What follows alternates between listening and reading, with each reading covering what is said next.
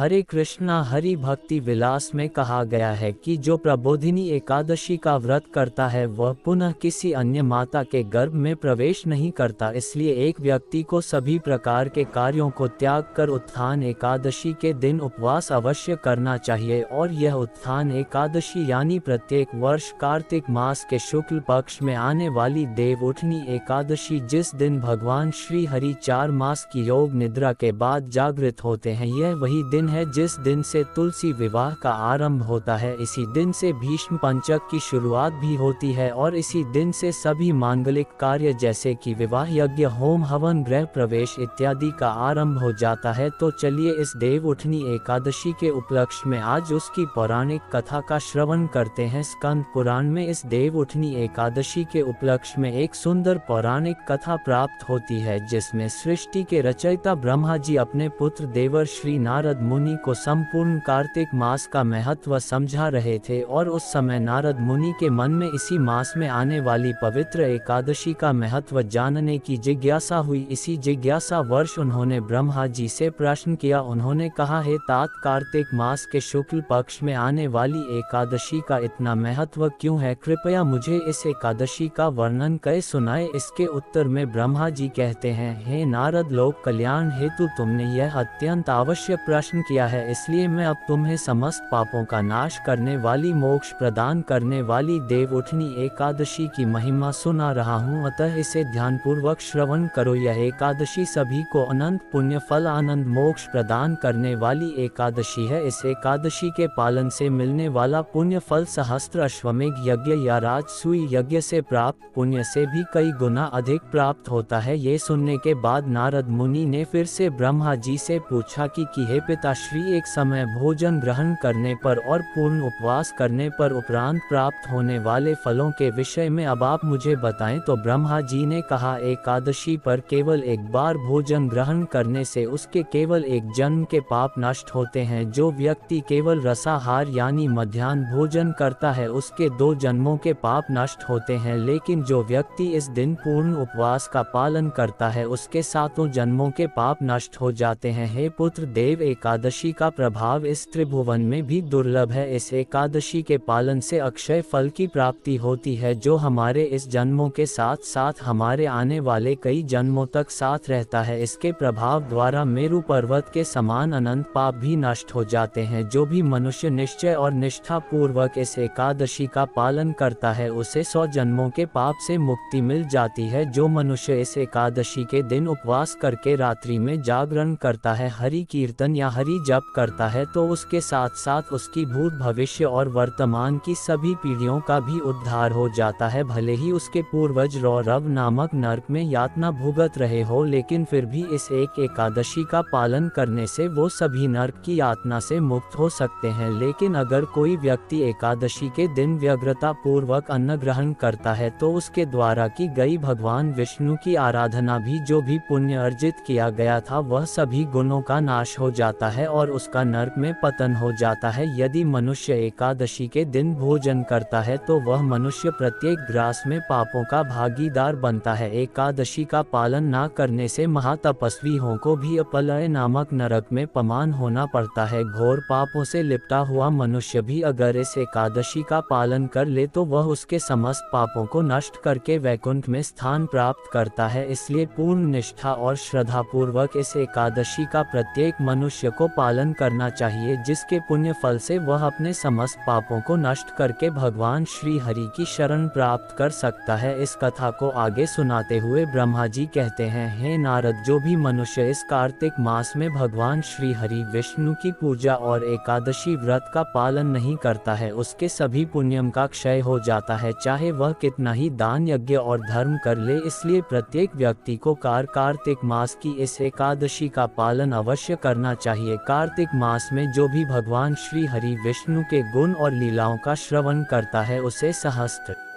गौ दान करने का फल मिलता है। अब नारद मुनि ने फिर से उत्सुकता पूर्वक ब्रह्मा जी से पूछा, हे पितामह, एकादशी किस प्रकार करनी चाहिए, इसकी संपूर्ण विधि का वर्णन करें। तो इसका उत्तर देते हुए ब्रह्मा जी कहते हैं, हे नारद, इस दिन व्यक्ति को ब्रह्म मुहूर्त में उठकर स्नान करना चाहिए। कार्तिक स्नान का विशेष महत्व है। तन और मन को शुद्ध करने के बाद भगवान श्री हरि की पूजा करनी चाहिए, उनके अनेक नामों का जप करना चाहिए। साथ ही भगवान श्री हरि की लीलाओं का कथा श्रवण करके इस दिन संपूर्ण उपवास का पालन करना चाहिए। रात्रि के समय में भी भगवान श्री हरि की पूजा आराधना करते हुए जागरण करके सत्संग और कीर्तन में अपना समय व्यतीत करना चाहिए और इस प्रकार संपूर्ण दिवस और रात्रि में भक्ति भाव पूर्वक व्रत का पालन करने के बाद द्वादशी के दिन अपना इस व्रत का पारण करना चाहिए और उसके बाद भोजन ग्रहण करना चाहिए। साथ ही इस दिन संपूर्ण प्रकार से अपने मन को भी शुद्ध रखना चाहिए, यानी किसी भी प्रकार का लोभ मोह क्रोध कुविचार इत्यादि अपने मन में नहीं रखने चाहिए। हाथ में चक्र धारण करने वाले परम भगवान श्री हरि को प्रसन्न करने के लिए मनुष्यों को सभी कामनाओं को त्याग कर, सभी कार्यों को त्याग कर पूर्ण समर्पण भाव से इस एकादश व्रत का पालन करना चाहिए। जो मनुष्य इस दिन व्रत करता है वह ज्ञानी है, सच्चा योगी है, तपस्वी और इंद्रियों को वश में रखने वाला माना गया है। वह इस संसार का उचित आनंद लेता है और उसे अवश्य ही इस मोक्ष की प्राप्ति होती है, जो बड़े बड़े ऋषि मुनि और ध्यानी हों के लिए भी दुष्कर होता है। यह एकादशी व्रत भगवान जनार्दन को इतना प्रिय है कि वे इसे करने वाले व्यक्ति को वापस अपने धाम बुला लेते हैं। देवउठनी एकादशी पर व्यक्ति को कपूर फल और सुगंधित फूलों, विशेष रूप से इस दिन कदम पुष्प से भगवान श्री कृष्ण की पूजा करनी चाहिए। इस प्रकार भगवान की पूजा करने वाले व्यक्ति को कभी भी यमलोक के दर्शन नहीं करने पड़ते। इस महत्वपूर्ण दिन पर व्यक्ति को अपने सभी कार्यों को एक तरफ रखकर मात्र भगवान श्री हरि की भक्ति भजन, उनके नाम जप और कीर्तन में अपना अधिक से अधिक समय व्यतीत करना चाहिए। इस दिन भगवान को कई प्रकार के फल अर्पित किए जा सकते हैं। उन्हें शंख के जल से स्नान करवाना चाहिए या फिर पंचामृत और तुलसी पत्र रखकर भगवान श्री हरि का अभिषेक करना चाहिए। इससे भगवान श्री हरि अत्यंत प्रसन्न होते हैं। इस दिन जितना हो सके उतनी तुलसी देवी की अधिक से अधिक पूजा अर्चना और सेवा भी करनी चाहिए। उनके समक्ष बैठकर भगवान श्री हरि के नाम का जप करना चाहिए। हरे कृष्ण महामंत्र यानी हरे कृष्ण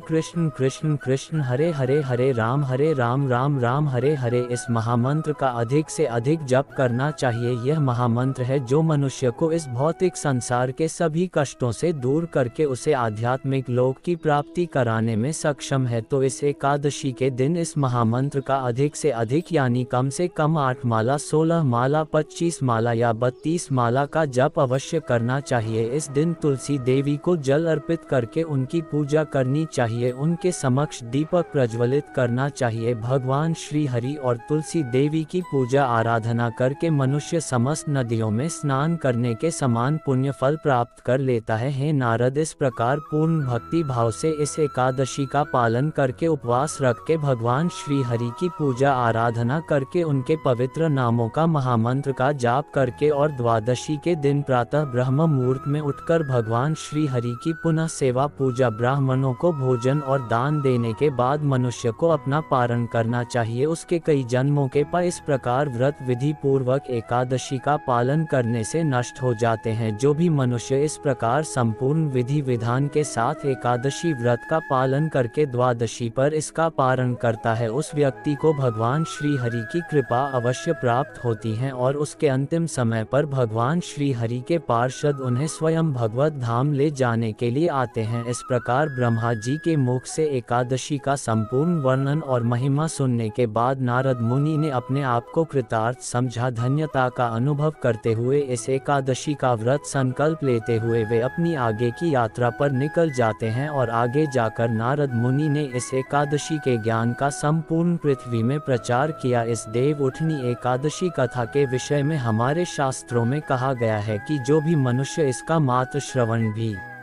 करता है उसके भी समस्त पापों का नाश हो जाता है, वह अपने आध्यात्मिक जीवन में प्रगति करता है। और इसीलिए इस एकादशी के दिन अपने आप को भगवान श्री हरि के चरणों में समर्पित करके जितना हो सके उतनी अधिक से अधिक भगवान श्री हरि की सेवा, पूजा, नाम जप और आराधना करने के साथ साथ इस कथा का श्रवण भी अवश्य करना चाहिए। जो भी व्यक्ति शारीरिक रूप से असम है उन्हें भी इस एकादशी के दिन कम से कम इस कथा का श्रवण अवश्य करना चाहिए। तुलसी देवी के समक्ष बैठकर हरे कृष्ण महामंत्र का अधिक से अधिक जप करना चाहिए। जो फल अश्वमेघ यज्ञ जैसे महान यज्ञों द्वारा प्राप्त किया जा सकता है, वही पुण्य फल इस पावन एकादशी के दिन इस कथा का श्रवण करके, उपवास करके और रात्रि जागरण करके भी सहजता से प्राप्त किया जा सकता है। प्रत्येक मनुष्य को सभी प्रकार के कार्यों को त्याग कर इस उत्थान एकादशी के दिन उपवास का पालन करना चाहिए। एकादशी पर उपवास करने का वास्तविक कारण शरीर की मांगों को कम करना और जप या भगवान की सेवा को बढ़ा देना यही है। अपने आप को अधिक से अधिक भगवान श्री कृष्ण के चरण कमलों में समर्पित करना, उनकी कथा का श्रवण करना, उनके द्वारा बताए गए निर्देशों को हमारे आध्यात्मिक ग्रंथों का अध्ययन करना और हरे कृष्ण महामंत्र की अधिक से अधिक माला का जप करके प्रभु की सेवा में लीन रहना, यही उसका उद्देश्य है। इस दिन हमारी चेतना को भगवान श्री कृष्ण की भक्ति में लीन करके रखना चाहिए, जिससे हमारे तन और मन दोनों का शुद्धिकरण होता है। श्री चैतन्य महाप्रभु कहते हैं कि चंद्र की कलाओं की वृद्धि और क्षय से वनस्पति और प्राणियों के शरीर में स्थित अन्न रस की सत्व वृद्धि और सत्व क्षय का संबंध है। इस बात का वर्णन वेद आदि शास्त्रों में भी किया गया है। इन चीजों का उपवास से सीधा संबंध है, इसलिए किसी विशिष्ट तिथियों पर किए जाने वाले उपवास का हमारे आरोग्य के साथ भी प्रत्यक्ष संबंध देखा गया है। इस प्रकार शरीर में अनिष्ट परिणामों और जो रोग बीज उत्पन्न होते हैं उससे हमारे शरीर की रक्षा के लिए भी हमारे शास्त्रों ने 15 दिन में एक बार यानी प्रत्येक एकादशी के दिन उपवास करने की सलाह दी है। तो इस प्रकार हम देख सकते हैं कि एकादशी का सिर्फ आध्यात्मिक ही नहीं शारीरिक रूप से भी अत्यंत महत्व है। देव उठनी एकादशी वर्ष में आने वाली अत्यंत महत्वपूर्ण एकादशी है, इसलिए इस दिन अपने आप को ऐसे कार्यों से दूर रखना चाहिए जो हमारी भक्ति के लिए प्रतिकूल माने जाते हैं, जैसे क्रोध करना, असत्य वचन बोलना, किसी की निंदा करना, प्रजल्प करना, व्यर्थ की बातों में समय गंवाना, दिन के समय में सो जाना, मोबाइल, टीवी, सोशल मीडिया इत्यादि में समय व्यर्थ करना। जो कार्य अत्यंत आवश्यक नहीं है वैसे कार्य भी करते रहना। इन सभी चीजों को हमें एकादशी के इस पावन अवसर पर त्याग देना चाहिए। इस दिन ना तो किसी के साथ वाद विवाद करना चाहिए और न ही किसी पर अनावश्यक क्रोध और चर्चाओं में लिप्त होना चाहिए। प्रयास करना चाहिए कि इस दिन अधिक से अधिक हम भगवान श्री कृष्ण की भजन कीर्तन सुने, उनकी कथाओं का श्रवण करें, उनके द्वारा दिए गए निर्देशों का पाठ करें, भगवत गीता, श्रीमद् भागवत जैसे ग्रंथों का अध्ययन करें। किस प्रकार हम भगवान और उनके भक्तों की सेवा कर सकते हैं उस विषय में चिंतन करें और भगवान की दिव्य लीलाओं का स्मरण करते रहे। इसी प्रकार से हमें इस देव उठनी एकादशी व्रत का पालन करना चाहिए। तो ये थी देव उठनी एकादशी यानी कि उत्थान या प्रबोधिनी एकादशी की संपूर्ण पौराणिक कथा और उसके महात्म का वर्णन जो हमें सीधे ब्रह्मा जी द्वारा आज श्रवण करने को मिला है। इस देव उठनी एकादशी का पारण करने की भी एक विशेष विधि है और वह विधि क्या है ये हम आपके लिए एक अलग वीडियो में लेकर आएंगे। तो उसे सुनने के लिए अगर अभी तक आपने इस चैनल को सब्सक्राइब नहीं किया है तो इस चैनल को सब्सक्राइब करके रख लीजिए। आपके द्वारा एक बार इस चैनल को सब्सक्राइब करने से आपको अधिक नुकसान नहीं होगा, लेकिन इससे ऐसे लोगों को फायदा अवश्य होगा जो प्रमाणभूत रूप से इन वैदिक कथाओं को सुनना चाहते हैं। तो इन कथाओं को अन्य लोगों तक भी शेयर कीजिए। आप भी इस चैनल को सब्सक्राइब कीजिए और दूसरों से भी करवाए। वर्तमान समय में हम देख रहे हैं कि सनातन धर्म की शिक्षाओं का प्रचार तो बहुत हो रहा है, लेकिन उसकी प्रमाणभूत शिक्षाओं को कितने लोग आत्मसात कर पा रहे हैं। तो हमारे इस चैनल का उद्देश्य यही है कि हम अपनी वैदिक शिक्षाओं को यथारूप में यानी कि बिना किसी मिलावट के प्रमाणभूत रीति से शास्त्रों से